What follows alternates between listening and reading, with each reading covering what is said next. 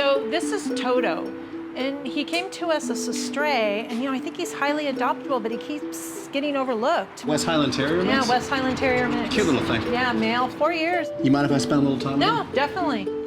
Though Toto has spent time on the streets, this snuggle bunny seems far better suited for the comfort of a lap. Who would overlook you? When I look at Toto, he reminds me of this magical, mythical creature like you'd see in a sorcerer's movie. I'll tell you what. Let's go to the yard. Let's go have some fun. While Brendon and Toto step out to get to know each other, the Nascimento family are taking their own big step. My name is Jen. My husband Kirk and I live in Culver City, California with our 13-year-old twins, Josh and Talia. This busy family fills their time with sports and family activities. But Jen and Kirk feel the addition of a dog will help nurture Josh and Talia's love for animals and build their responsibility. The kids have been asking for dogs for a few years now. It was actually a birthday present recently. They gave us a card that said, "You're getting a dog," so we were like, yay. And rescuing a shelter dog was their top priority. Since there's such a surplus of dogs in the shelters, then why can't we be part of the effort to help them? So we were looking at dogs, and we saw Brandon there working with the dog, and it looked like kind of what we were thinking about. What kind of dog is this? This is a West Highland Terrier mix. He's about 4 years old. They found him on the street as a stray.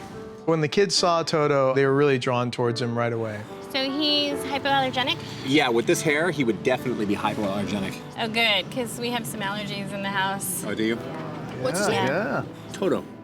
At first, I was just playing with him, and then I was like, hey, this could really be our dog. I mean, our place is 3 bedrooms, but it's still a condo, so he doesn't have a yard. Is he gonna be like okay on his own in the house? You know, I really don't know yet because I just met him, so Sure. the Okay. more I get to know him, the more I can tell you. I'll tell you what, if you have a business card, I can call you. There you go. Perfect. Okay, let us know what you think. You got it. All right, great, thank All right, you. guys. Nice meeting you. Come on, you mythical creature. With a solid lead on a forever home, it's back to the ranch, where Brendon works his own magic, Hey, you like it in there? Well, guess what? You're gonna like this too. adorning Toto with his red training collar. Training is officially in session. Then it's down the yellow dirt road to meet the other munchkins. Guys, come here. Come on, everybody. Take a look around. You're gonna like it here. Make some friends. Go have fun. Welcome to Lucky Dog Ranch. Go on. Toto's assessment kicks off bright and early the next morning. But just when Brendon thought it was safe to go down to the training yard, Ow, wow. Easy, that's a thumb. Okay. Let me have it back, okay. I fed him a treat, and that dog clamped down on my hand like a great white shark. Yow, wow, all right. It's very deceptive because when you look at him, he doesn't look like much. But then you feel his bite, and it clamps down like a vice grip, so I had to deal with it right then. Lesson number 1 begins. The way I train this technique is actually very simple. I put a treat inside my hand and I close it all the way, making a fist. He wants to clamp down at it over and over, but I don't give it to him. As I feel the tension less and less on my hand, I open one finger at a time. Take it lightly. Good. This is basic conditioning. Every time he clamps down, he does not get the treat. When he lightly nibbles, the fist opens and he can have what he wants. Good. There we go. after some repetition, Toto lightens up. Let me count them. 1, 2, 3, 4, 5, 6, 7, 8, 9, 10. Got them all. Shall we continue? So now that I've solved Toto's little crocodile biting habit, it was time to move on to the assessment. I want to assess his knowledge of the 7 common commands, which are sit, stay, down, come, off, heel, and no. Can you sit? I ask him to sit, and he does a perfect sit right away. From there, I ask him to go on a down command, and right away he drops to the floor. And then I tell him to stay, and again, he does not move. I'm like, perfect, this dog's perfectly trained. And then the whole plan starts falling apart. Can you come? Come was like a foreign language to him. Heel. Give me a heel. Whoa. Easy. Whoa. Slow it down there, Nelly. Contrary to his first impression, Toto's still got a long road ahead of him. But he's bitten off enough for today. Nice and easy. Come on, that's enough for the day. Come on. Sadly, it's not all rainbows for Toto during his first training session. So I start walking him. I say the word heel and give a light tug forward. Heel, stay. Good, good, easy. Suddenly, everything changed right there. No, I know. Come here, it's okay. It's okay. I'm not gonna hurt you. Toto cowers at the slightest correction. What I saw out of Toto was actually really disturbing. Suspecting prior abuse, Brendon tests him for hand shyness. Most dogs that have sustained some sort of abuse have been hit in the face, and they generally flinch really hard when it looks like you're about to strike them. But Toto didn't show me any signs of that. It was just by chance of luck, the end of my leash tapped his back end, and he flinched his body and dropped to the ground. This right here is a classic case of leash reactive. That means they had a negative experience with the leash at some time or another. I'm not gonna get any results out of him until he gets over his leash reactiveness. It's just a leash, see? It's not gonna hurt you. Now it's my job to teach him the leash is not a negative thing, it could be a positive thing, but it's gonna take a lot of time. Having unlocked the mystery of Toto's past, it's time to consider his future. The Nascimentos seem like a great family, but I want to be sure that they're ready to take on a dog with Toto's sensitivities. Have you all ever had a dog? No, we've never had a dog. This will be your first one, huh? Mm-hmm. The kids have been asking forever. Why do you want a dog? Kind of something that brings a smile to my face when I'm having a bad day, I guess. Like, Personal therapist. They're fun. Just to play with, just to have something to do, take care of, responsibility, I guess. Yeah. Are there any basic rules of the house that you want your dog to follow? I'm just nervous that he would get out and I wouldn't be able to find him. I don't want Toto to just run out the door if we leave it open by mistake. There are so many pathways around our condo that he could be out of sight in a minute. I don't know if Toto is a door dasher. The only way I can find out is test him on it. But Brendon has bigger concerns. If you remember at the shelter, I said I want to get to know Toto a little bit better. In fact, I found something out about him that was a little unsettling to me. He's what we call leash reactive. Leash reactive is where he responds negatively on a leash. So whoever trained him before trained him completely improperly. Most likely, they took the end of the leash and struck him with it a few times. I want to make sure the kids are prepared and understand that their first dog has a couple of issues that they not only have to deal with, but they have to learn how to walk the dog properly. The worst thing you can do with Toto at this point is get frustrated on the leash. And whoever trained him first got very frustrated with him, and we're seeing the effects of it right now. I was really sad to hear when Brendon explained that Toto was leash reactive, but it was also a reminder to us that we have to make sure and be sensitive and really meet Toto where he's at. There's no telling how long it'll take. It's up to the dog. This is a deep-seated issue. When I was talking with Jen at her house, she was telling me that she doesn't want a dog to be door dashing. Nothing's more annoying than your dog running out the front door. And because the Nascimentos condominium sits next to a busy street, it also poses a safety hazard. So first things first, I want to test Toto and see if he's a candidate for door dashing. So I walk him over to the barn door and I open it up all the way, and lo and behold, he just darts right out that door. So yes, he is a door dasher. Since Toto's leash issues haven't been solved yet, I'm not going to use any corrections on the leash to train this. I'm going to use it purely with the door. I open it a ½ inch and shut it quickly. Now, I'm very cautious not to shut his nose in the door. I don't want to injure him. As I see him dart for that door, I simply shut the door. Once he grasps that concept, then I can open it about 3 to 4 inches. I repeat the process inch by inch. This is basic conditioning. Dogs are trial and error creatures. They learn by their mistakes. Good, good, good, good. Good, there you go. Till eventually, Toto has learned that every time he gets near the door, it shuts. Good, good, good, good, very good. Now it's time to let him know when it's okay to walk out the door. This time, I hold the leash in my hand. I actually open the door all the way. He stands there and looks at me. I simply say the word okay, and I walk past the threshold. Okay, okay, good, good, good. He understands he cannot walk out the door without hearing the word okay. The thing I like about Toto is he's a very quick learner. By the end of the session, he was DoorDash trained, not just to this door, but any door. Good boy, we're done. You passed door dashing, come on. Come on, that's enough. Though Toto is making progress, his leash issues continue to pose a formidable challenge in the rest of his common command training. So I took Toto to the park to teach him the come command, and it did not go well. He wasn't taking food. He looked like he was really having a bad time. Yeah, you don't want to know. No? You sure? Yeah. Okay. So it was obvious something was seriously wrong here. It's really no surprise Toto wasn't feeling it. Because of his history, he's intimidated by leashes, and now he's connected to a 30-foot leash. So I decided to put it to rest, and tomorrow's a new day. Okay, we'll come back to it. Don't worry. In a dogged search for motivation, Brendon turns to Pig, an English bulldog who's been Toto's new best friend since coming to the ranch. There you go. Toto's lack of enthusiasm to want to train comes from a direct result of a negative experience with humans. But he seems to have a great time when he's playing with dogs, and I decided today I'm going to use that to my advantage to teach Toto the come command. Stay there. Stay. I put Toto on the training platform, and I back up a few feet with Pig, and I call Toto to the come. Now, Toto naturally wants to come to me because his good friend Pig is right next to me. Now I'm 5 feet away, and I say the word come, and again, he runs right to me. Good, good.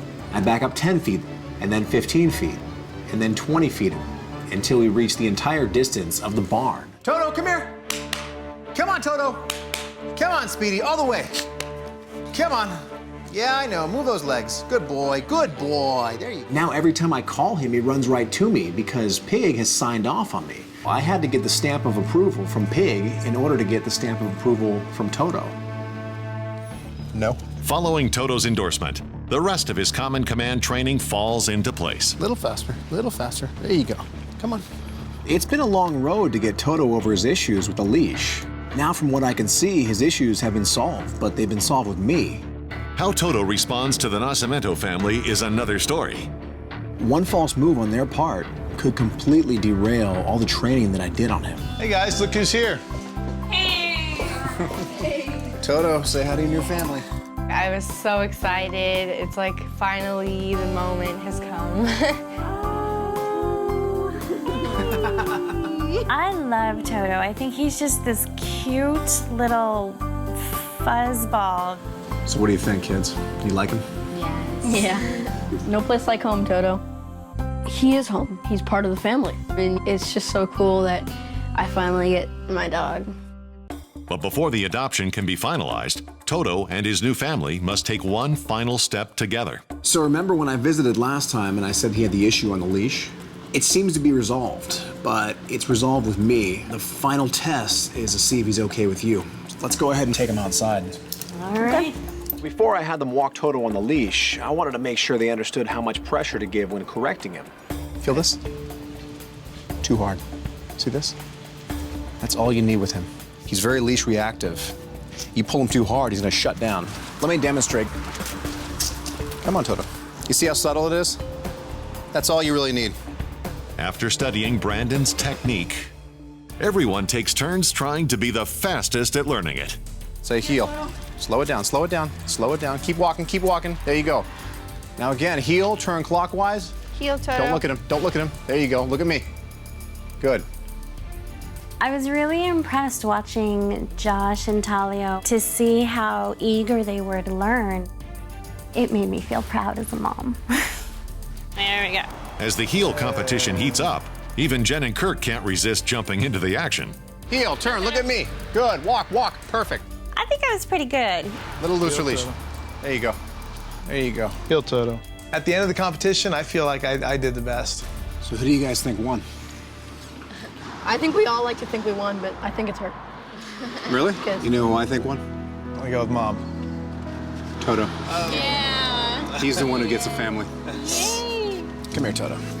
Let's get this off you. Hey, see this? Here, try that on. It was great to see Brendon pull out that green collar. We're teachers, we love to see our students graduate.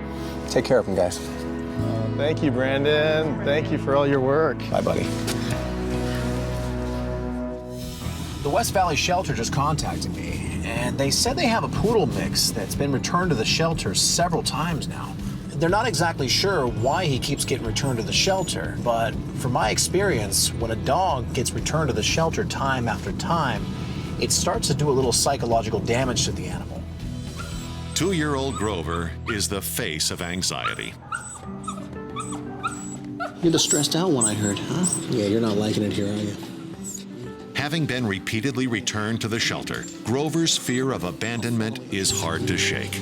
I heard you got some serious anxiety. What happened? What happened?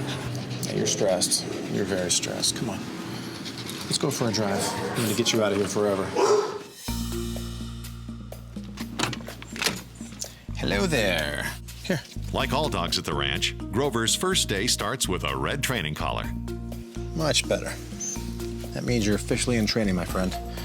Welcome to the Lucky Dog Ranch. Come on. Let's go meet the pack.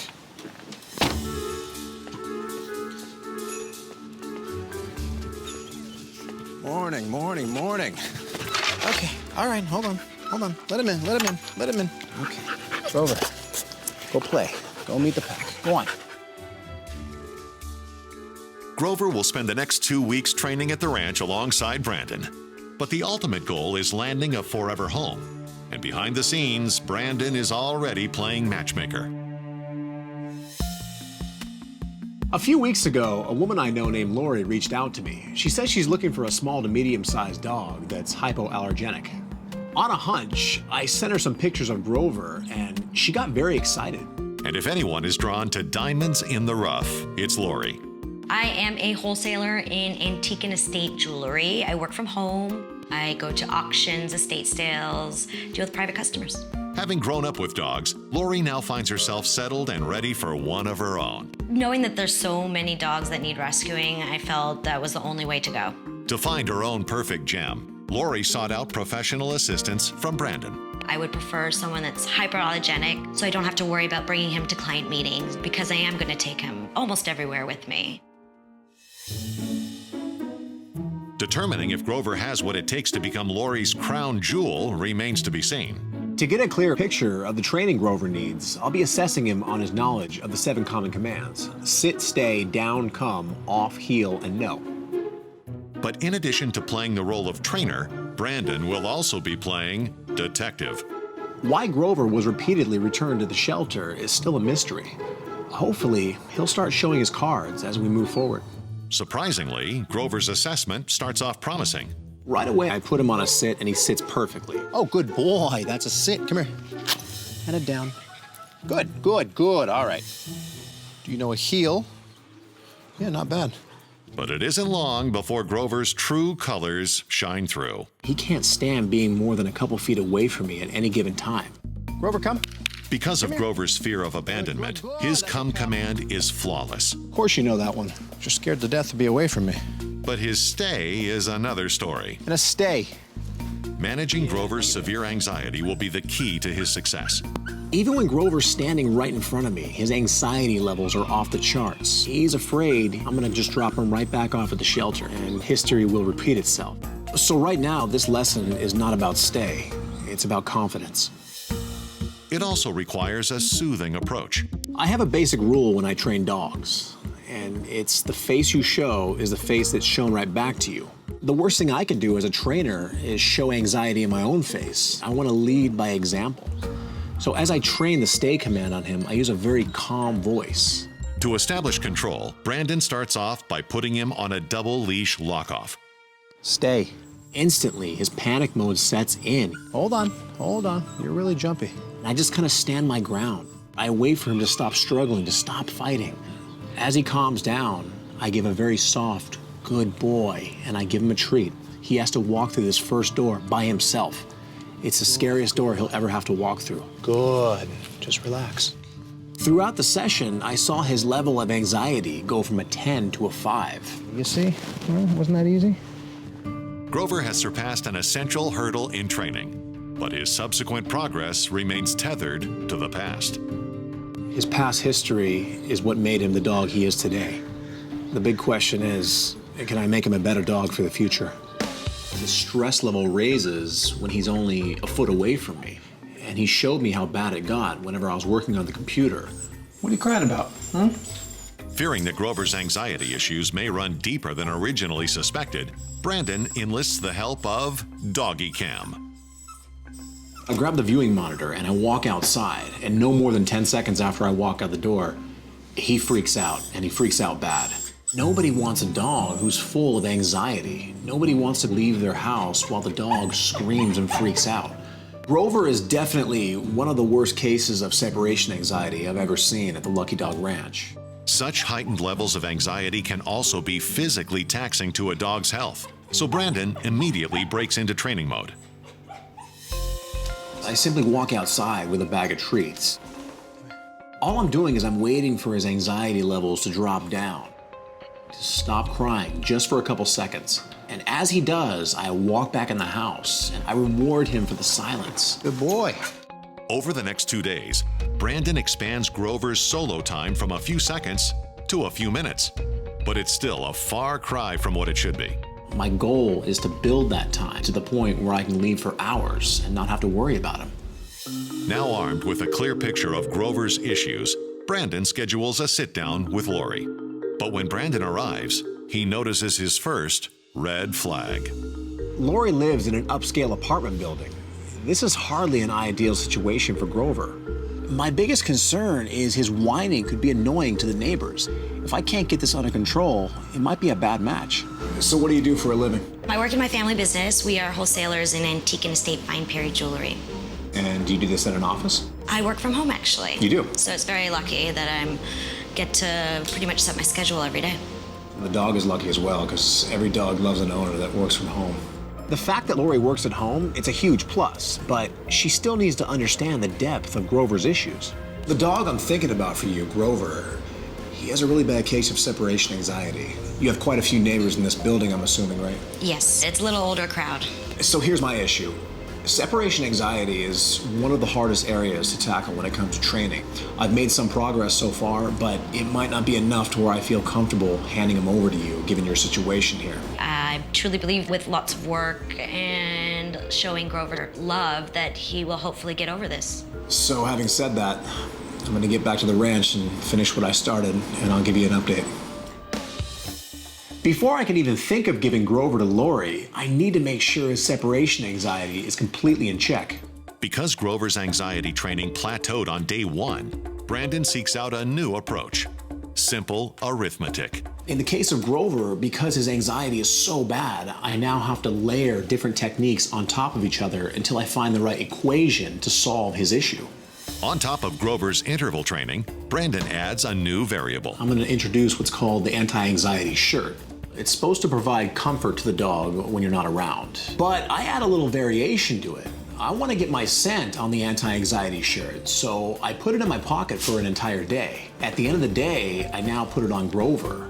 Brendon's scent will add to the comfort that the shirt provides when Grover is left alone.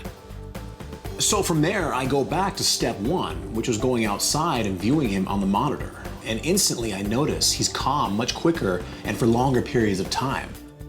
With a couple more days of practice, Brendon gets Grover's alone time up to 20 minutes. Is that working for you? Seems to be. While Grover works on getting his time up, some of his behavior warrants a timeout. So I get up off the couch to go check my email, and Grover decides to follow me, but he decides to take the shortcut, which is the coffee table. Oh, really? Really? The first thing that ran through my mind was all of Lori's furniture. She has an entire house full of antiques. Nobody wants a dog to jump on furniture, period, but especially antiques. Addressing Grover's habit requires foiling his plans. For some reason, dogs do not like the feeling of foil under their paws. Lo and behold, Grover jumps right up there, and instantly he feels the foil under his paws, and he jumps right off. Whoa, what is that? Not so fun, right? What happened? You want to get up there?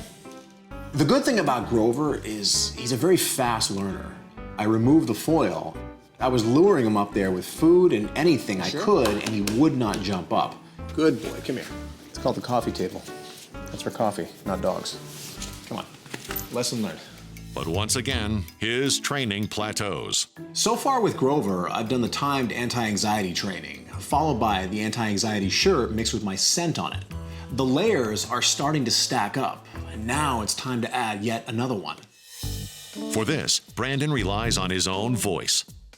No dog surpasses the Poodle in intelligence. He has a quality of mind that borders on the human. This training method is called voice recognition, and this is where I record my voice into a recorder and loop it consistently. So when I leave the house, my voice will constantly be playing, hopefully calming Grover down even more. The Poodle is naturally a sporting dog and was formerly used for that purpose. Brendon sets up the loop and, like the previous training sessions, steps out with his monitor. Right away, I notice him start to pace around the house, looking out the window. The big question is, will he continue doing this?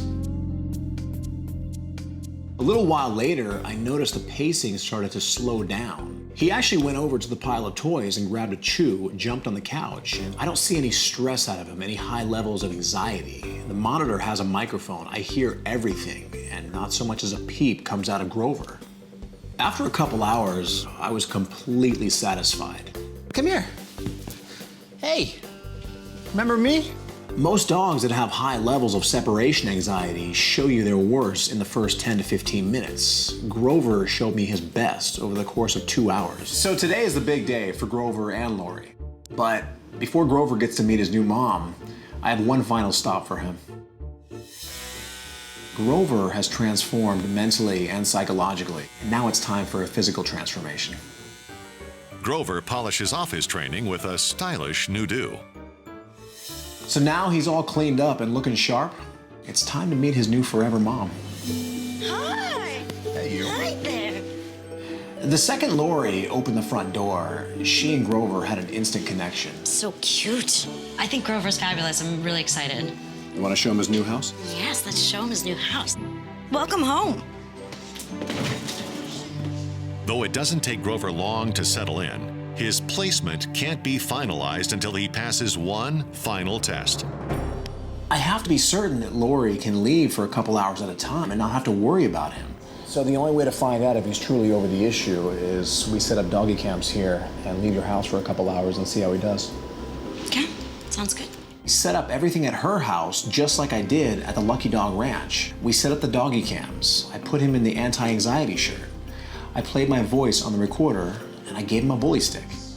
No dogs surpassed him as a retriever Let's go. from the water, and he's still used for that purpose. At the cafe, Brendon and Lori check back in. And the first thing I notice is Grover pacing back and forth. And what's running through my mind is maybe he's just not ready. Maybe this is a bad idea. He's in a new environment. Everything's very unfamiliar to him. But in a few minutes, he should settle down. But if he doesn't, I might have a little more work to do on him. All Brendon and Lori can do now is watch and hope for the best.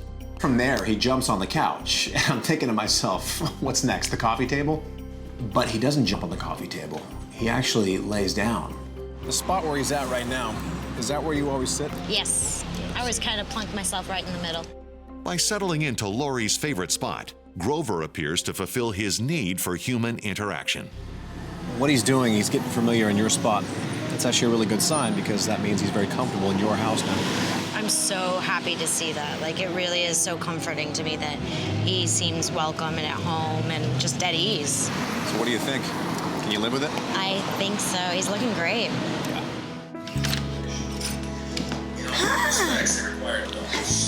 Hi. What are you doing? Having passed his final challenge, Grover can officially lay down roots. Seeing Grover in my house was awesome. I'm excited to go on long walks with him to feel comfortable to roam throughout the house and know that it's his too. There. You see this? Let's get this on you.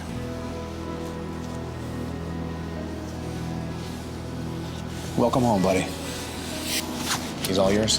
Thank you. Take care of him. I will, I promise. So long, Grover. Say bye-bye, Grover.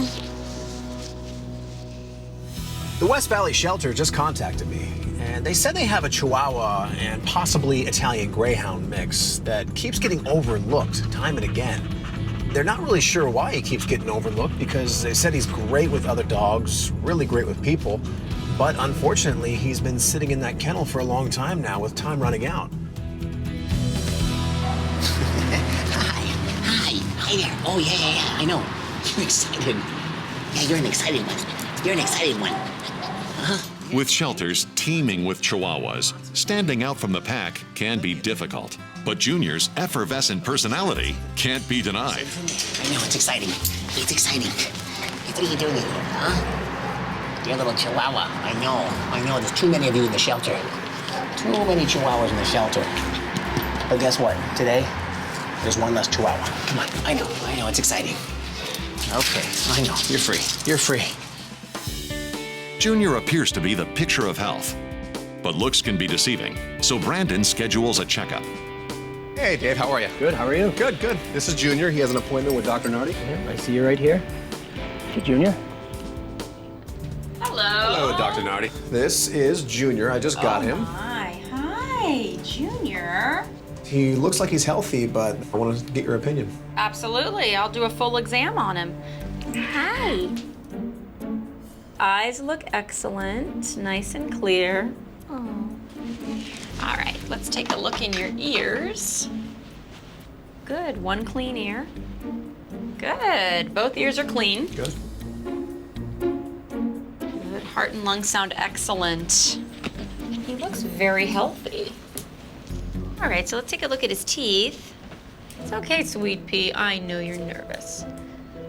So I'm starting to see some tartar buildup. If you look right here on the canine tooth, there's quite a bit. And also on the other canine. The concern with the tartar buildup, especially in the small breeds, their mouths are smaller. The teeth are all crowded, so the tartar just kind of builds up and has nowhere to go. Okay. Is that why a lot of smaller breeds, you see them losing teeth when they hit middle age and senior years because of this? Absolutely. So what I would say is when I see him back for his next comprehensive exam, we're going to want to do a teeth cleaning. Okay. For the small breed dogs, we tend to do annual teeth cleanings. Okay. Just to slow down the rate of infection in the mouth. So overall, he looks excellent. So he's healthy enough to start training? Absolutely. The ears work, right? That's the most important part. Yes, they do. You better be listening then. Okay. Good enough for me. Thank you, Dr. Nardi. See you soon. Yeah, sounds good. Come on. Bye. With a clean bill of health, Junior's one step closer to a new life. Okay, come on. One that could lead him to Jerry, an 81-year-old Korean war vet looking for a new compatriot. My father had a wonderful terrier mix named Buddy. He was a completely different person. He had this motivation every morning to get up. He had a routine, and he is definitely a man, as a former Marine, that likes routine. Tragically, Jerry and Buddy's time together was cut short. My dog companion, Buddy, passed on about 2.5 months ago, and there's a void now. I immediately contacted Brendon because I knew how devastated my father was. It is like anyone who's given something wonderful and that is then taken away from them. They then know how wonderful what they had was. Stay right there. I got something for you. Junior could be Jerry's new wonderful. See that? Try it on. But first, he'll need to prove himself at the ranch. And that begins with a red training collar. All right, come on. Let's go meet the pack. Come on. Welcome to the Lucky Dog Ranch. Oh my gosh, go play. Get rid of some of that energy.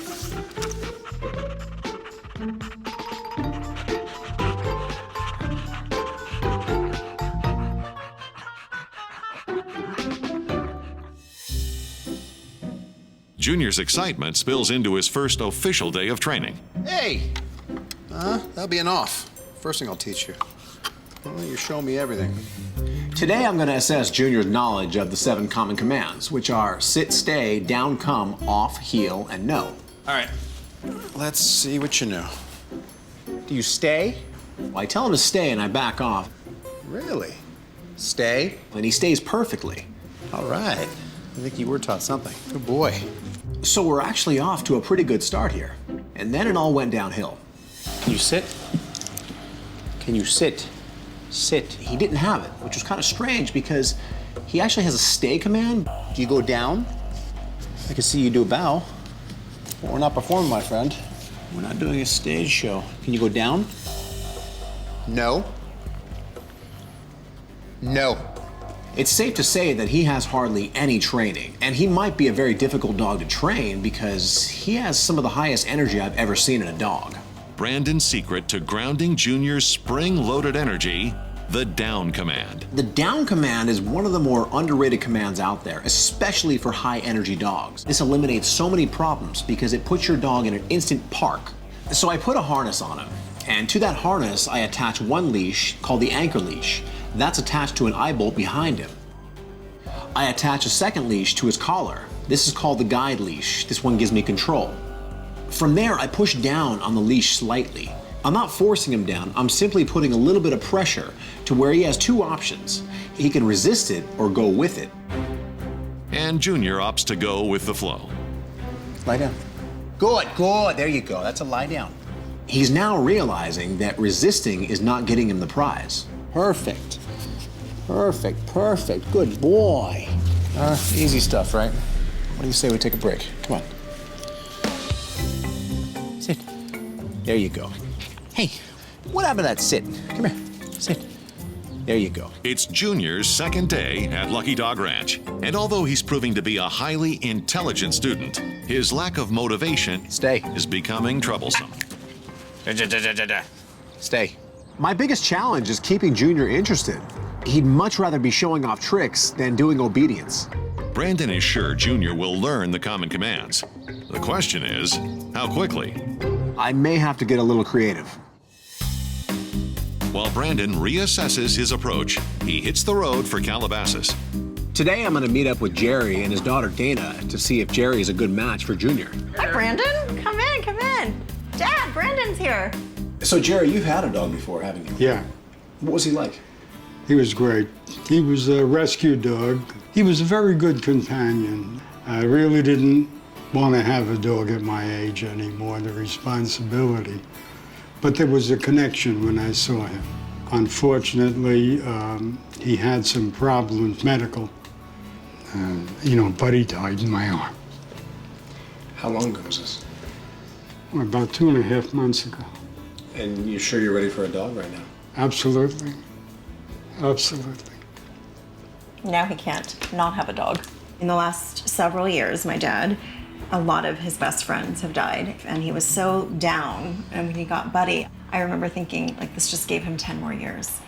And when he lost Buddy, I got a little concerned. It was really traumatic, losing him. I didn't know how attached I really was to him. So the reality is you think it's a good idea for him to have a dog, not only for physical reasons, but for mental reasons. I think he needs a reason every single day to get out of bed. And ever since Buddy has passed on, he has not had that. Almost like a motivator. He needs the motivation. He needs to get up, get dressed, go to the park, be social with other people.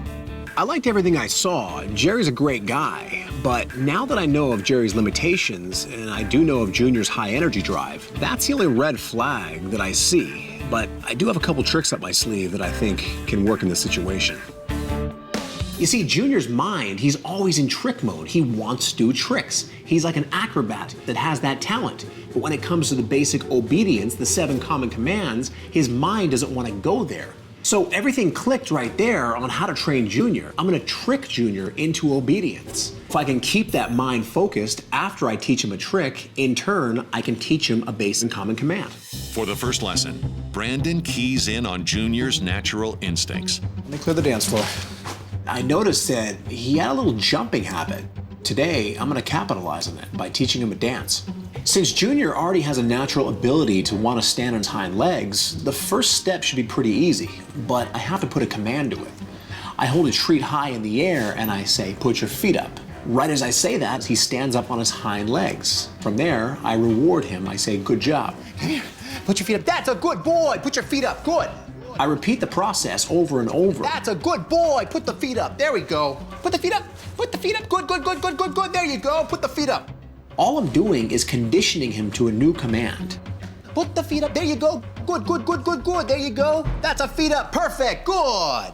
Junior thrives on the challenge. And with his mind still stimulated in trick mode, Brendon seamlessly segues into a common command. Okay, get up here. Get up here. Now your mind's set. Give me a sit. Good. There we go. Gotcha. I gotcha. I asked Junior to sit, and he sat perfectly. Now give me a down. Good, good. That's a down. Perfect. All Junior needed was a little bit of motivation. In this case, it was tricks. Chase that tail. Good, and chase that tail. Good, good, good, good, good. Having cracked Junior's code, Brandon adds more tricks No. and more commands to Junior's repertoire. Okay. I know. You learned it. You learned it. There we go. No more. All right, come on. Today I'm going to finish training the dance by adding the most important element, the twirl. So I have Junior stand up on his hind legs, but this time I start spinning the treat above his head. The first time he follows it, he tries to turn his neck and it doesn't work. Finally, the third time it clicked in. He turns his neck. The only way that he can continue to follow that treat is to actually move his legs. Give me a dance. Good, good, good, good, good. Dance. Good boy. Dance. Now he's grasping the concept, so I can start inching my hand further and further away. Come on. It actually got to the point where the second I told him to get on his feet, he started dancing by himself. That's a good boy. That's a dance. This proves two things. Number one, he understands the command, and number two, he likes it. Was that fun? Good boy. Thank you so much. You're a better dancer than me. I'll tell you that much. Come on. Having learned his choreography, Junior takes the rest of the week to rehearse his steps and perfect his common commands. But as the sun sets on his training, one big question still remains. How much has he retained? So today is kind of like a pop quiz to see how he's doing on everything. Get up here. From the start of it, Junior blew my mind. Good. Now chase your tail. Good. Now chase your tail. Good. Now give me a sit. Oh, that's a good boy. Sit. Good. Whether it was a common command, Stay. Very good boy. That's very good. or a trick, Give me a dance. Good. And a dance. Very good boy. That was a dance. Good. he was rock solid A+ on every single thing I asked him to do. Good job, buddy. I think you're ready to meet your new family. Junior proved to me today that he's ready for his new family. But the real question is Jerry ready for Junior? That right there is the ultimate test. So today's the big day. Junior gets to meet his forever family, but I still need to make sure Jerry can handle him. You want to say hi to somebody? Yeah. Hey.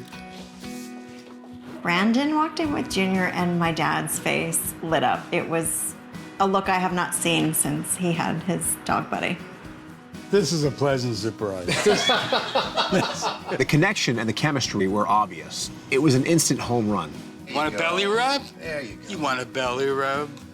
Oh, yeah, you like a belly rub, huh? It feels really good to have a dog in the house again. I missed it. What do you think, Jerry? I think I'll keep him. You keep him? Oh, good. You're about to give me a heart attack there. I thought you were going to send him home with me. I'll tell you what. Why don't we go outside and I'm going to show you how to train your dog. Okay. You got to prove to me you know how to work him. Absolutely. Come on. Come on, Junior. Come on, come on. All right, Jerry, let me show you a few things here. Okay. First off, when you're going to train him, get his attention. See this? Mm-hmm. Once I have a dog's attention, I can make him do whatever I want. Now watch this. I'm going to say sit. And as you see he sits, I want you to give him a treat. Sit. There you go. Good boy. Good. Yeah. One command at a time, I showed Jerry the techniques. Stay. And being an experienced dog owner, Jerry doesn't disappoint. Come. Heel. But Brandon still has one last trick up his sleeve.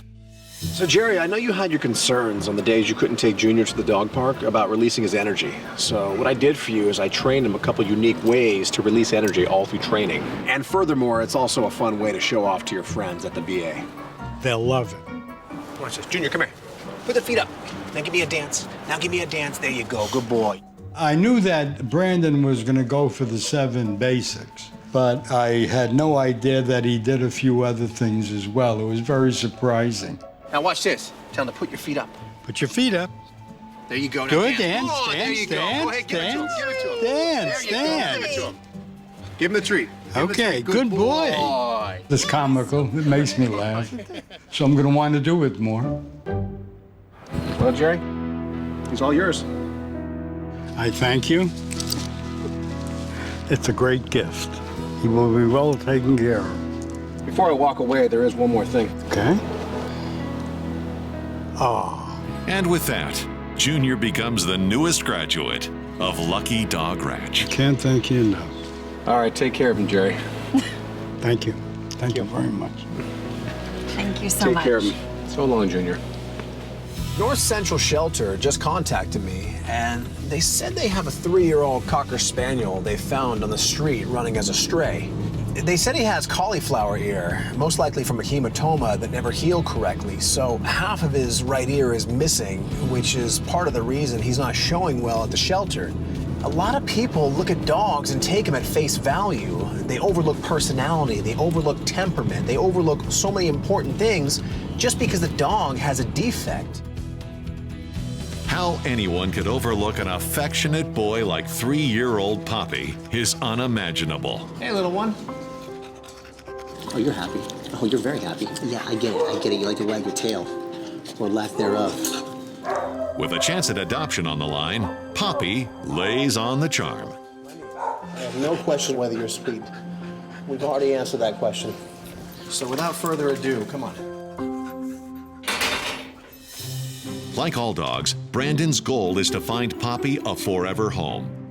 But this time, he may not have to look far. When I met Poppy, the first person I thought of was my aunt. I'm Patti. I'm Brandon's aunt. Brandon and I are very close.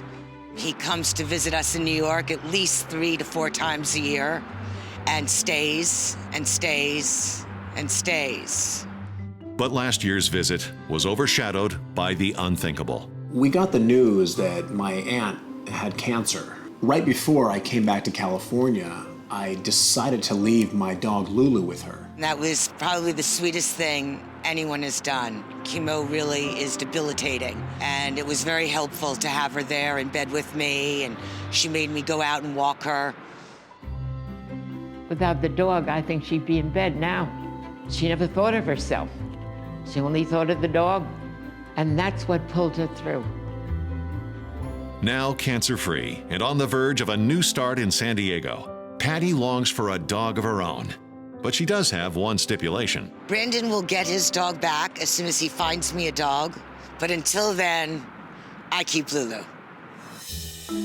Welcome to the Lucky Dog Ranch. There's no doubt Poppy's a perfect candidate.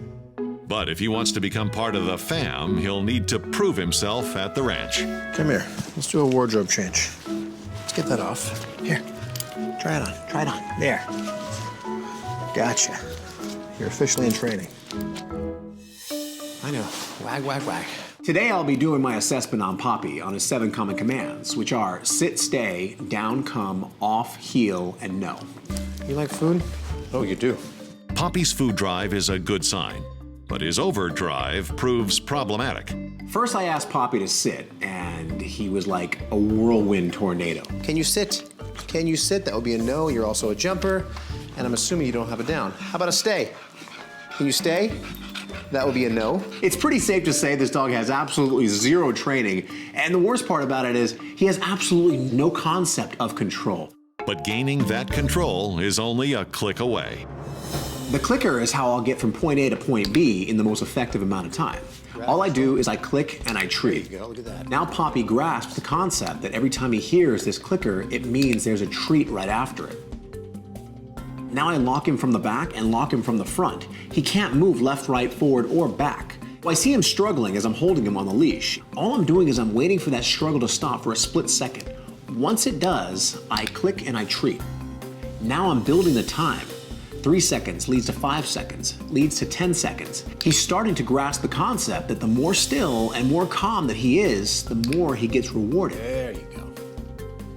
Now I've jumped a huge hurdle with Poppy. I've got him under control.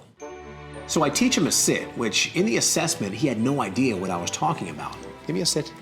But after I got the control out of him, I taught him a sit in literally 5 seconds.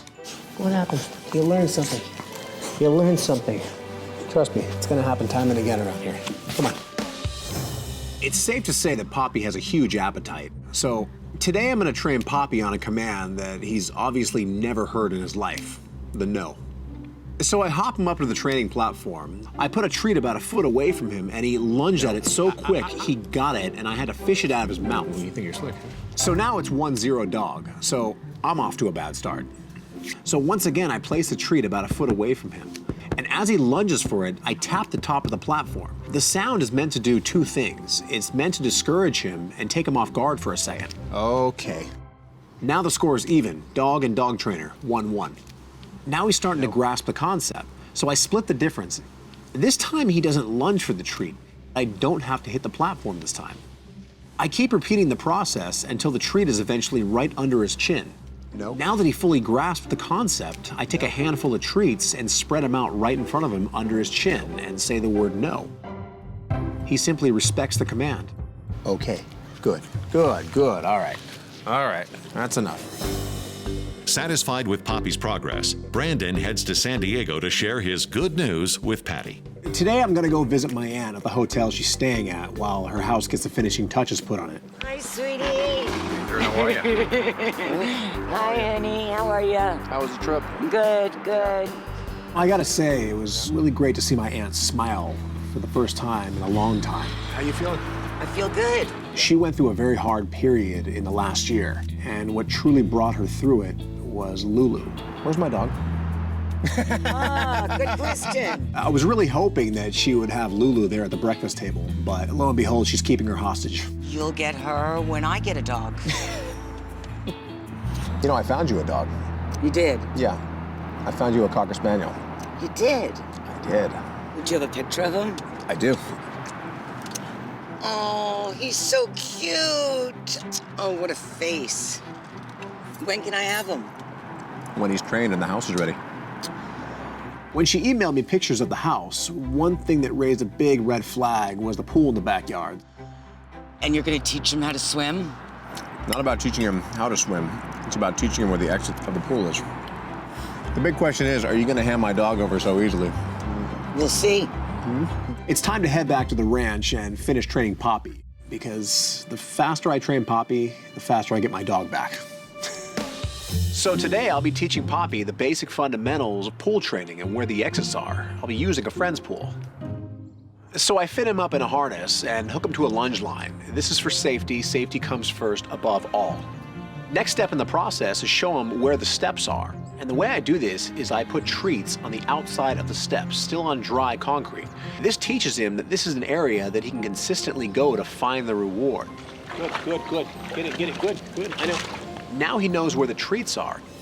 I lower him into the pool facing the step that has the treat right above it. Naturally, he sees it, so he swims right towards that step. The process gets repeated over and over. Every time I back him up another foot. My goal is to condition him to the steps a little further each time. Now I've gotten him to the point where I can back him up across the entire distance of the pool. But to truly test Poppy's instincts, Brendon lowers him into the pool, facing the other direction. I let him go, and lo and behold, he has forgotten his training instantly.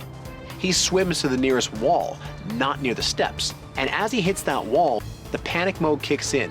This is a lesson he must learn himself. All I'm doing at this point is I'm coaching. I'm there for safety. Suddenly, the moment of clarity kicks in. He does a complete U-turn and makes a beeline for the steps. There you go, there you go. Lesson learned. Good boy, there you go.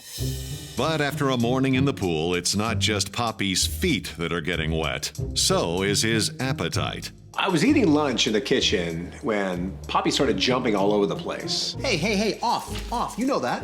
I kept saying off. It wasn't working. No was not working. Hey, off. Begging is not acceptable in any household, and Poppy will be going into the epicenter of Food Central. This bad habit needs to be trained out of him right now.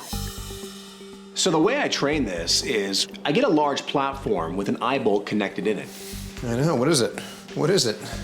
The leash loops through the eye bolt, which basically becomes a pulley system. So I sit back down and hold the leash in my hand, and lo and behold, he starts begging, so I simply pull the leash towards me, which pulls him back 1 foot. The more he begs, the less food he gets. Once he relaxes for a couple seconds, I click and give him one of his treats. As the process goes on, he struggles less and less and relaxes more and more while I'm eating. Good. Poppy did very well today, so it's time to take it up a notch. A lot of people don't realize that many foods that are healthy for humans are extremely toxic to dogs. Just to name a few: raisins, grapes, onions. Poppy has to learn the art of self-control. When anything hits the floor, he cannot grab it.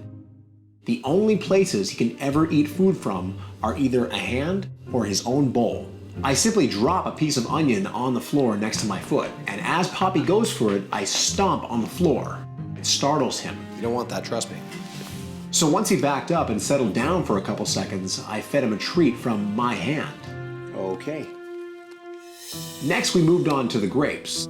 Now it's a new piece of food. It sparks his interest once again. Okay. Once he settles, I feed him a piece of food from his bowl, the other safe place. Brendon tries coaxing him with other doggy no-nos, raisins and chocolate, but Poppy shows remarkable restraint. It got to the point where I could drop food on the floor and leave it there for a minute before I picked it up. Lesson learned? Poppy seems to be embracing table manners, but Brendon decides to cook up one final test. Today I'll be grilling out on the barbecue and accidentally dropping things. So I brought out a huge plate of very attractive food for grilling, and grilling I did. While the food's cooking, I'm gonna add an element. I wanna create a diversion. All right, come here, Poppy. Come here. So I brought out some toys that our sponsor PetMate gave us that were perfect for the job. The toys have small little gaps in them where I can stick Poppy's treats. It steers Poppy's attention away from me onto his toys. Yeah, all kinds of good stuff in there. So 10 minutes later, the food's all cooked, and as I pull it off the grill, I accidentally start dropping it on the floor. When the piece of meat dropped on the floor, I saw his head pop up and focus on it really quick. Now he has a choice.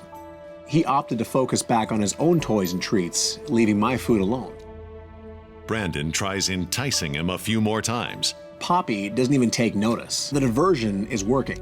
By the end of the session, I was able to eat in peace, knowing that he had been fully trained to the technique. However, the real question is, can Poppy keep his cool when it comes to a real chef making a real mess? My aunt invited me to her new house for dinner, and little does she know, I'm bringing Poppy. Oh my goodness, is that Guess who's home? something? Oh my God. Oh, look at you. Oh, you're gorgeous. Hello, sweetheart. The minute I saw him, I was like, perfect dog. It's adorable, sweet, and we love him. So I did what I said. I got you a dog, I trained him for you, and you like him.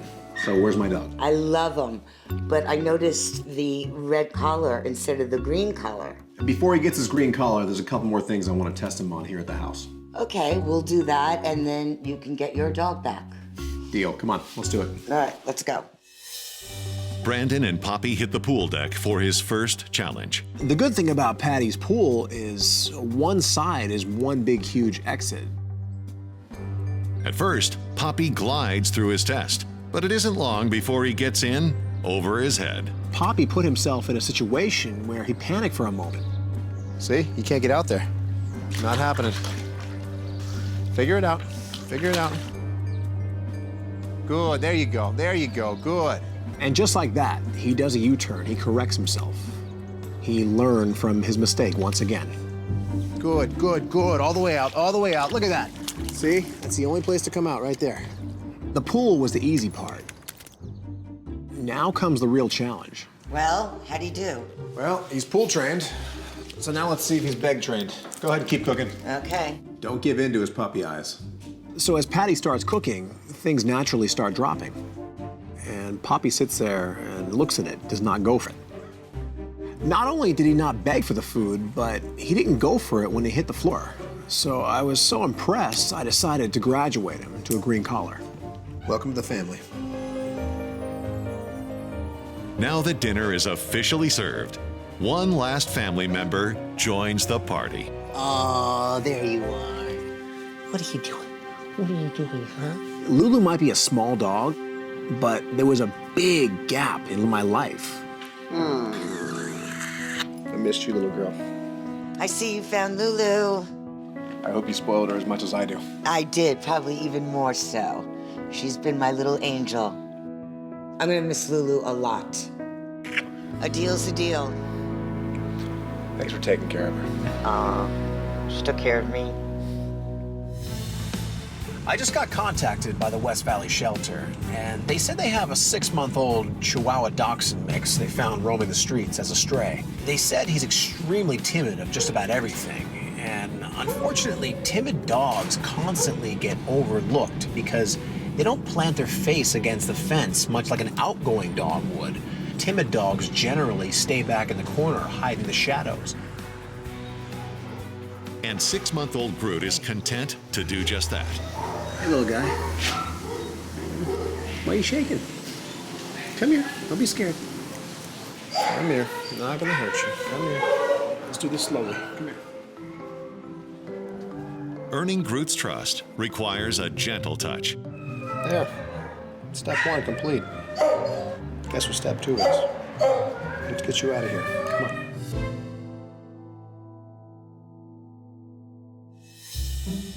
Sleepyhead. See this? Back at the ranch, Brendon initiates step 3, fitting Groot with his red training collar. I got your big ears. You're looking good. Come on, let's go meet the pack. Morning, everyone. Morning, morning. Take a look around. You're safe here. Welcome to Lucky Dog Ranch. Go on. Go make friends. After some initial hesitation, Groot warms up to his new digs. And after scoping out the amenities and unwinding with the pack, it's time for his official assessment. Come on. Come on. Today I'll be assessing Groot on his knowledge of the 7 common commands, which are sit, stay, down, come, off, heel, and no. Come here. Give me a sit. No. Come here. You'd like to crouch. I see that. The first thing I notice is Groot seems to be a little submissive. The second I ask him to do anything, he wanted to pancake his body down. And you don't jump on me, do you? I don't think you do. Because you flatten out like a pancake. Everything I'm seeing out of him right now is basically inexperience. Show me a heel. Yeah, you do not know a heel. It's also indicative of his former life, one driven by survival. He was a stray, possibly for a good portion of his young life, which means he might have had a very bad experience of the world. Now we're seeing the repercussions of that life. Give me a stay. Yeah, you're too submissive. You're way too submissive. You gotta build some confidence in you, buddy. But building that confidence requires laying some groundwork. In this case, acclimating Groot to a clicker. You gotta find this very easy. You ready? You ready? Look at that. Look at that. What was that sound? I generally find that clickers work really well with shelter dogs, especially with a dog like Groot. Having most likely had negative experiences with the human voice, the clicker becomes an important bridge in Groot's training. The clicker can do no harm. The clicker technically is a way to say good dog without saying good dog. Every time you hear it, oh my gosh, you get a treat. Once a dog is effectively trained on a clicker, the dog looks forward to it in their life. And in turn, we can start training. That training starts with the heel, a command especially vital for dogs like Groot lacking experience on a leash. Now, since I'm about 5.5 feet taller than Groot, I don't want to have to keep leaning over to give him a treat every time. So I'm going to use one of my favorite tools, the lure stick.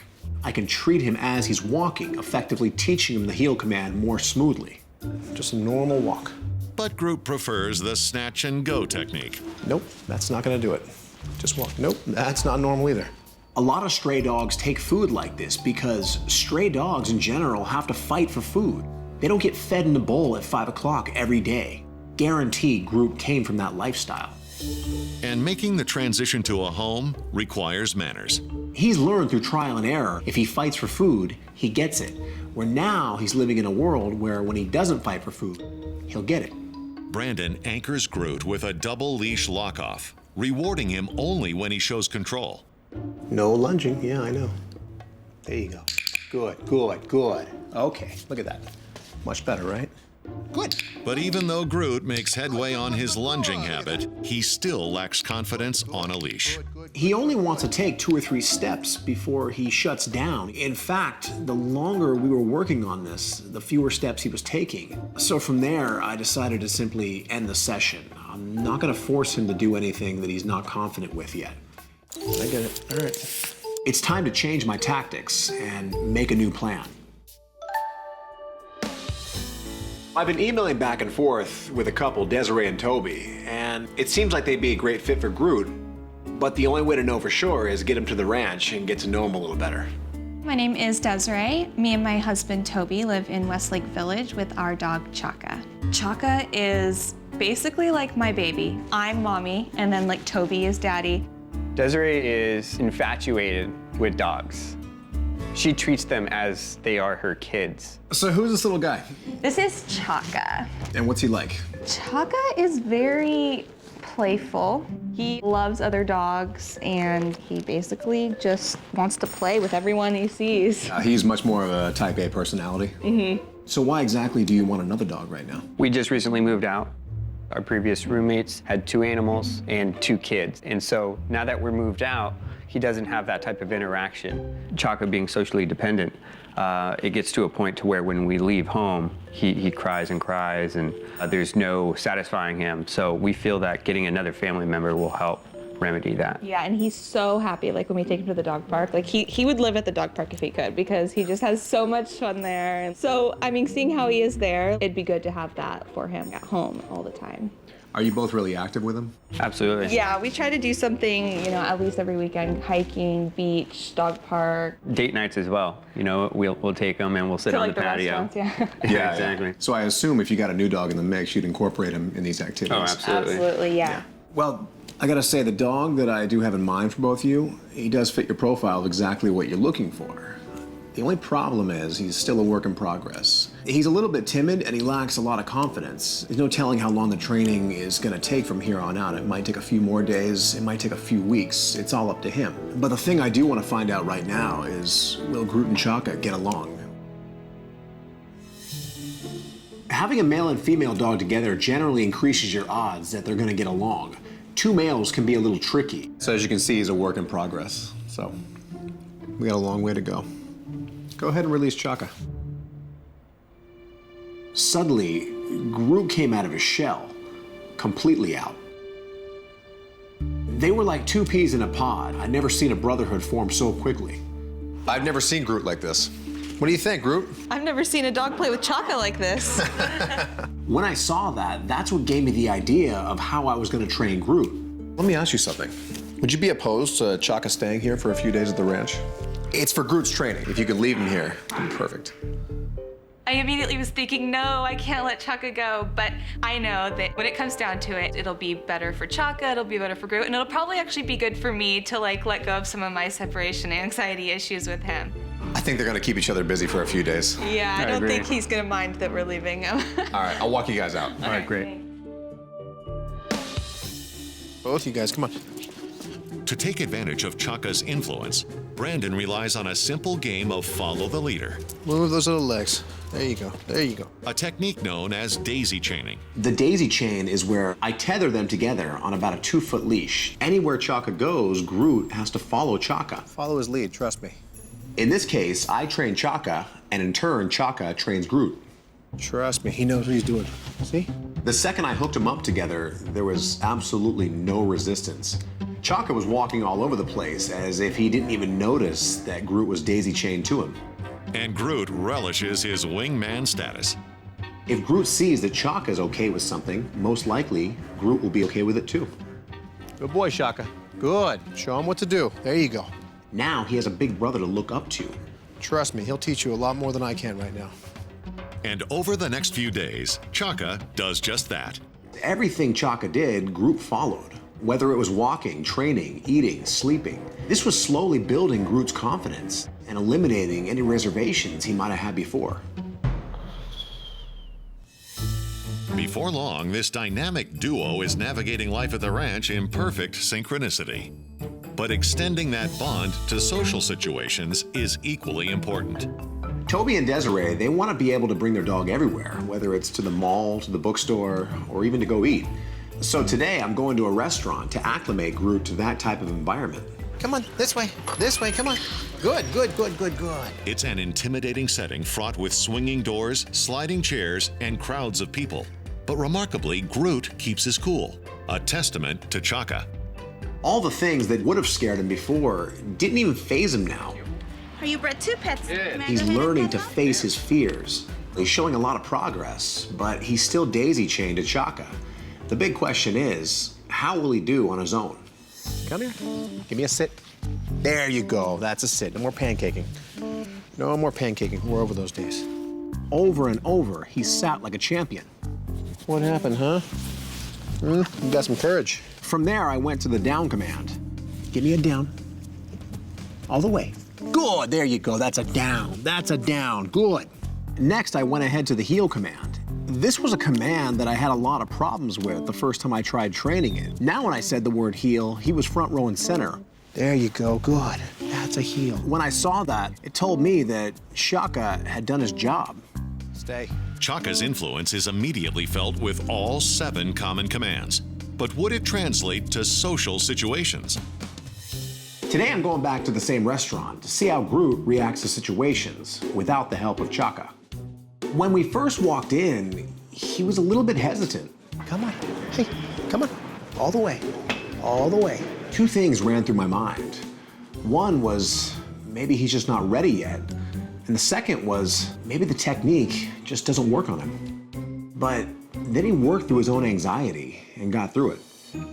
We sat down at a table, and Groot, he sat right next to me. He wasn't nervous at all, he wasn't anxious. He was calm, cool, collected. And then the waitress asked if she could pet him. He actually looked very comfortable. Groot did very well today, but the restaurant was technically a very tame environment. Time to take it to the next level and see what he can really handle. Come on, come on. Hey! Come on. Hey, guys. Hi, Chaka. Hi, Groot. Hey, pup. Do you remember when you first met Groot a few days ago, how timid he was? He was lacking confidence. He was pretty much inexperienced. I noticed the moment Groot met Chaka, he was looking to Chaka for leadership. That's when the idea clicked in my head. The technique is called daisy chaining. Technically, it's a leader process that goes down the line. I'm leading Chaka, Chaka in turn is leading Groot. We walked around town, we faced every possible situation. Groot in turn now has gotten over pretty much all of his fears. He's much more confident and stable in what used to be stressful environments. That brings me to why we're here. This right here is a very unorthodox environment. If you look around, everything's loud, everything's chaotic. If a dog like Groot can get over his fear in situations like this, the rest of the world is a breeze. So what I'm gonna do is I'm gonna walk him around once together, and then from there I'll bring Chaka back to you, and then Groot and I will walk around together. In turn, I'll show you the power of what this daisy chaining has done to Groot. Sounds good. All right, guys, come on. So I walked them both around the entire facility, showing them each and every object, so there's no surprises. Big scary objects, loud objects. As a united front, Chaka and Groot take it all in stride. But now it's time for Groot to prove to me that he can stand on his own 4 paws. The first thing I notice about Groot as he's walking is he's much more confident now. He's a whole different dog, but not more than 20 feet away, there's a table saw going off. It's loud. It looks and sounds much different than just about anything he'll ever see in the streets. And what does Groot do? He simply holds his head high and walks right by it.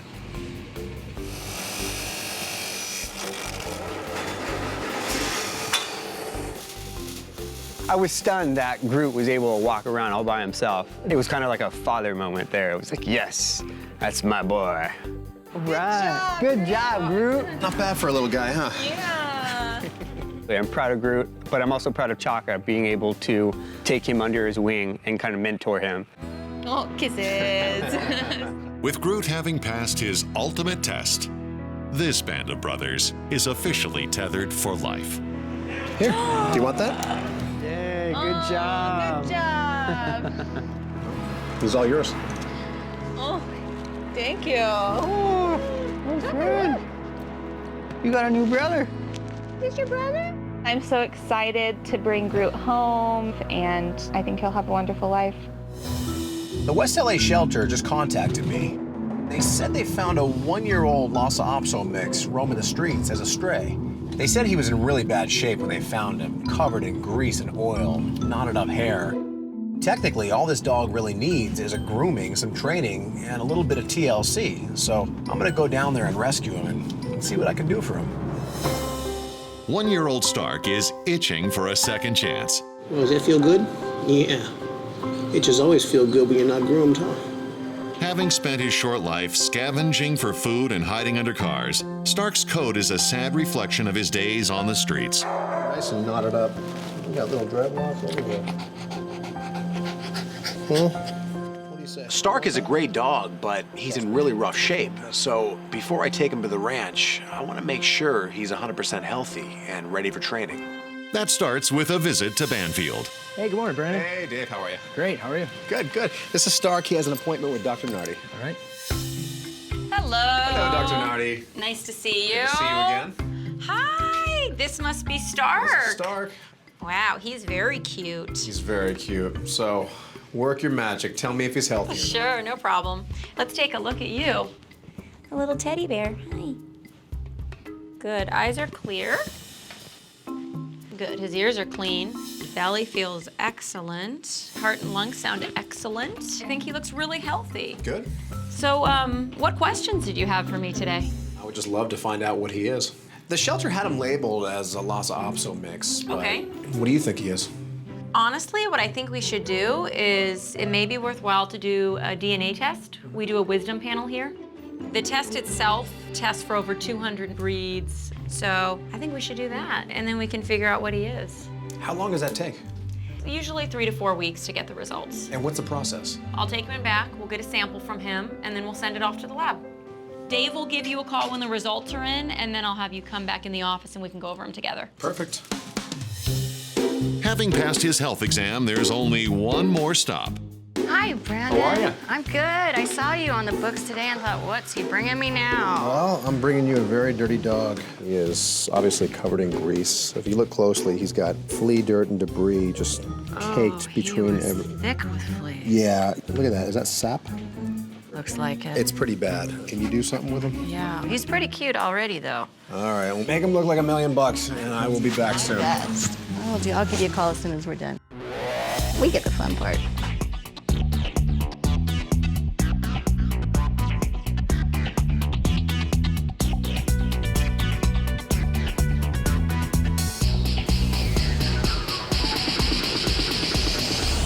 Much better. Well, you gotta come smell him. I can already smell the difference. Much better. Much better. Look at this. I can actually kiss you now without turning my head. But Stark's makeover isn't complete without one final touch.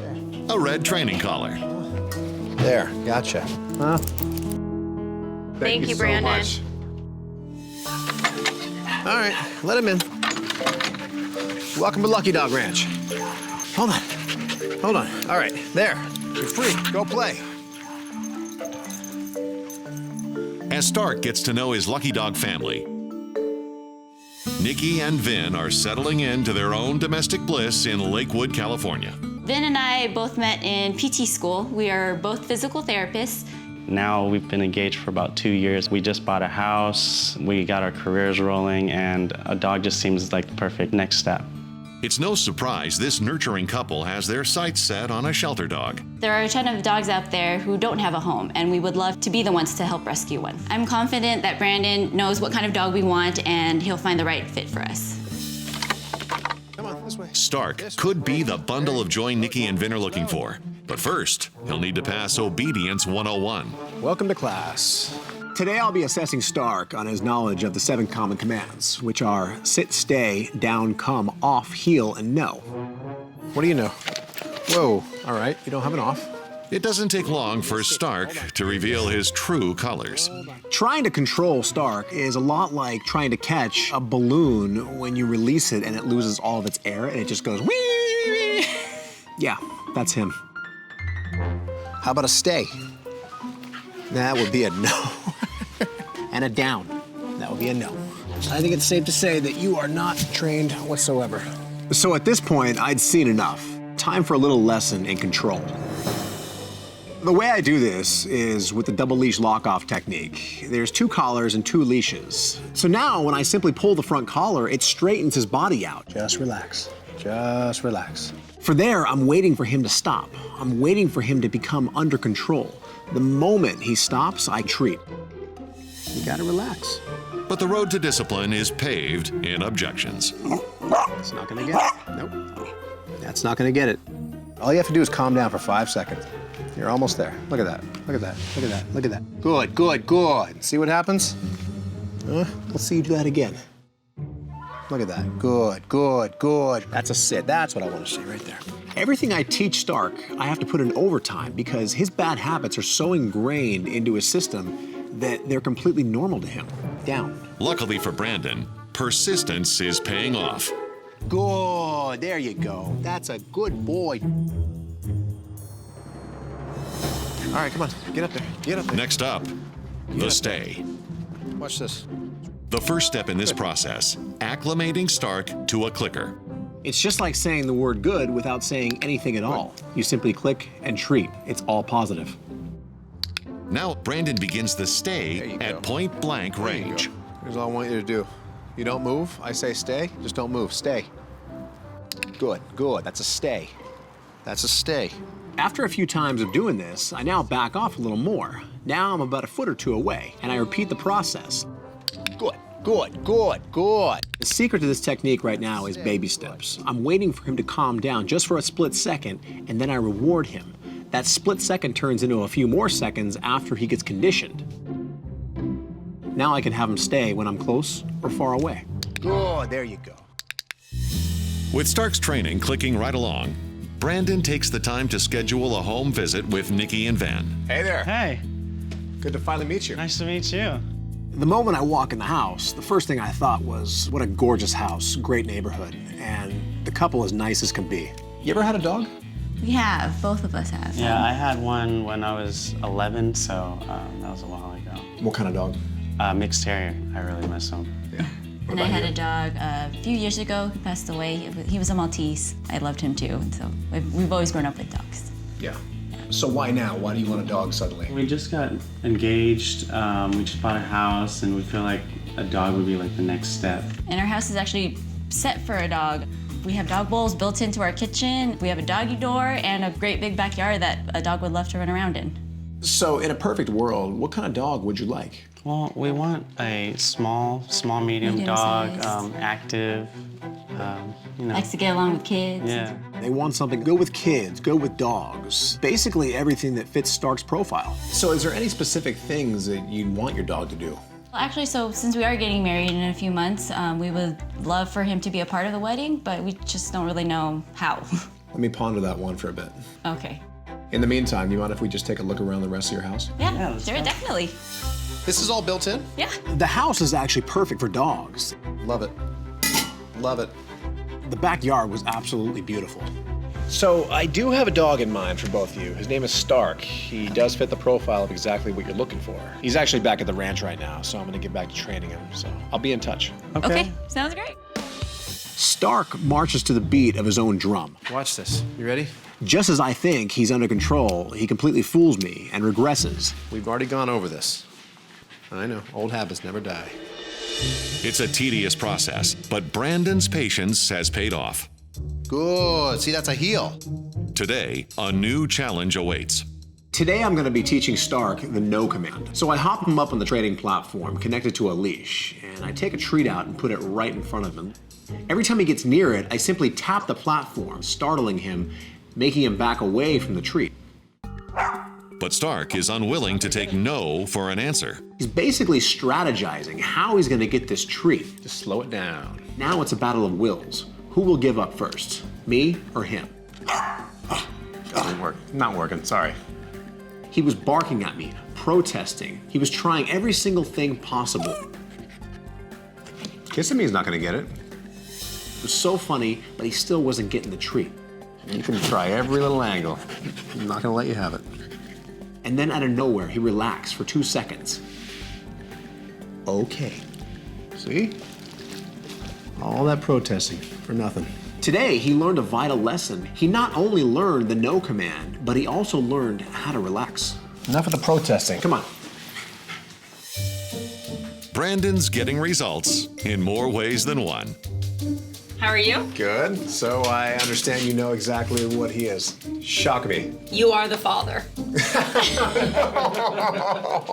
So we did get the wisdom panel DNA results back. It's pretty exciting. Stark actually came back as Cocker Spaniel, American Hairless Terrier, and Collie mix. So given the fact that he's part Cocker Spaniel, is there anything that breed is known for that I should watch out for? Absolutely. That's, I think, one of the most important things about doing the wisdom panel is it gives us insight to the breeds and what to watch out for.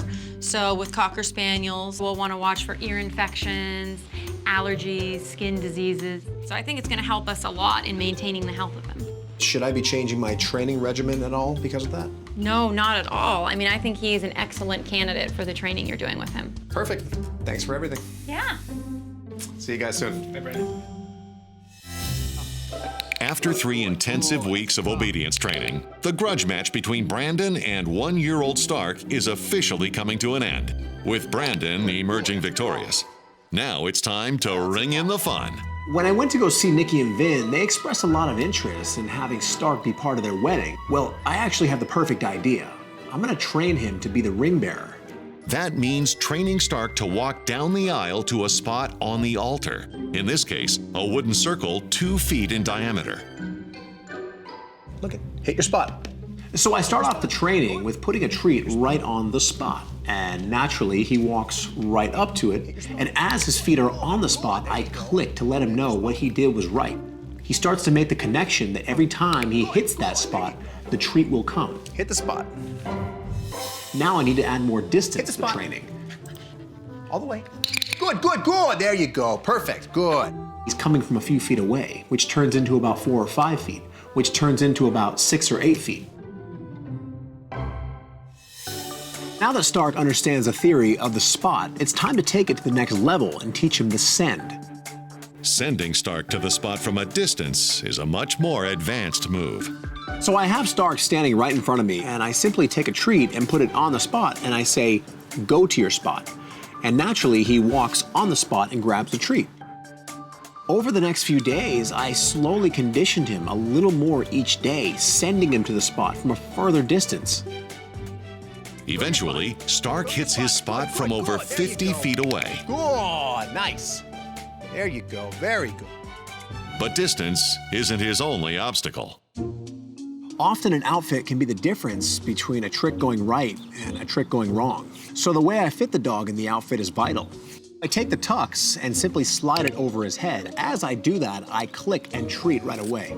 And then I take it off. I repeat the process, and once again, I click and treat. Good. Eventually, he was offering his head. He wanted to get the tux on because he knew there was a treat coming. The final piece of the outfit was the ring pillow. So once again, I put the harness on, I click and treat. Now all the pieces of the puzzle are in place. It's time to put it to the test. There you go. See? It's easy.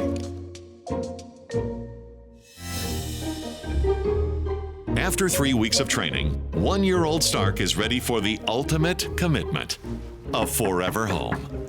But before this union can be officially recognized, he'll need to seal the deal with a green collar. Hey, Brendon. I guess somebody wants to meet you. Hi, buddy. When Brendon first walked in through the door with Stark, my heart melted. He was so cute. I just can't believe that he's here. You're just gonna chill, huh, buddy? What do you think, Stark? You home, buddy? Yeah, you are. Seeing him in person was so much better than seeing pictures on email. Nikki and I just love him to death. I think we made a match. Yeah, definitely. Yeah, we do too. Is he exactly what you guys want? Definitely. Everything and more. So we're actually not quite done yet. I do have a few more surprises for you two.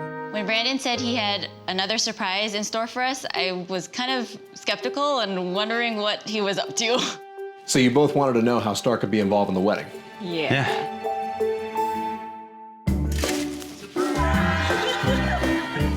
What the heck? Oh my God. What are we doing here? Little does Nikki and Vin know, I invited their friends and family over for a simulated wedding for Stark's ultimate test. When Stark came out with his tux and his bow tie and the little bone pillow on his back, I thought he was a stud. Oh my goodness, you are so adorable. Don't worry, I didn't forget about you two. I have some stuff for you. That jacket's for you. Oh. Okay. Oh my goodness. Gotta have the bouquet. Thanks. And what's a bride and groom without a couple of hats to prove it? Very nice.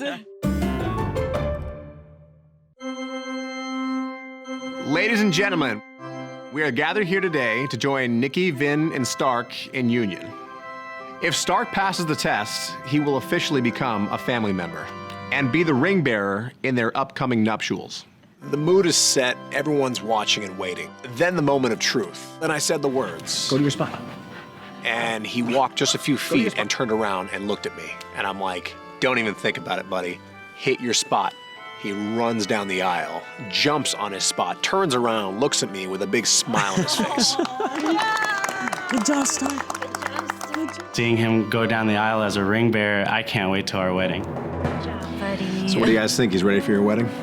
Yeah, I think so. He's gonna be a little ring bearer. So do I. In fact, I'm so confident he's earned one of these. Now, with a green collar, Brendon officially gives Nikki, Vin, and Stark his blessing.